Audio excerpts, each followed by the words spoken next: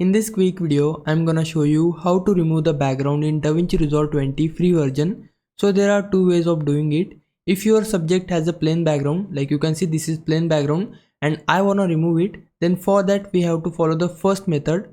So in order to do that, we have to open effects panel here, then go to the open effects section and under it search for 3D like so, and then drag and drop this effect onto your layer.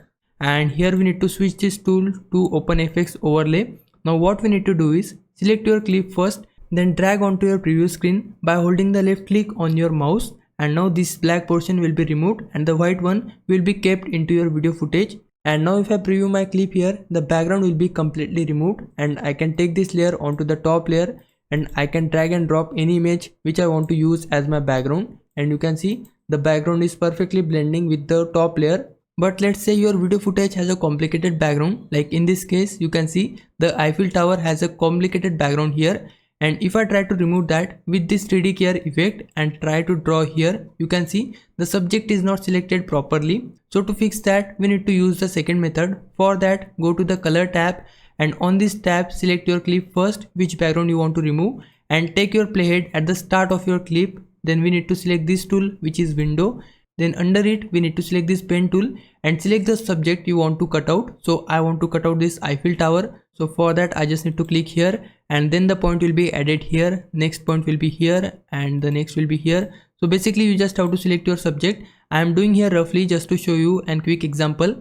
If you want to draw a curve here, then for that just hold onto your left click and move the mouse and then you can create a curve like this. And now I want to drag on my preview screen. For that, hold onto your middle click and then you can drag on your preview screen like so. Now I have selected my whole Eiffel Tower here. If I go forward here, you can see the Eiffel Tower is not tracked properly. So to track it, we need to go to the tracker section and make sure that you are on the first frame of your clip. And to begin tracking, we need to click on this icon, which is track forward. When you click on it, then it will start tracking your subject which you have selected on your preview screen. Now that our subject has been tracked, we need to cut out the background. So for that we need to right click on this node section and under it click on add alpha output.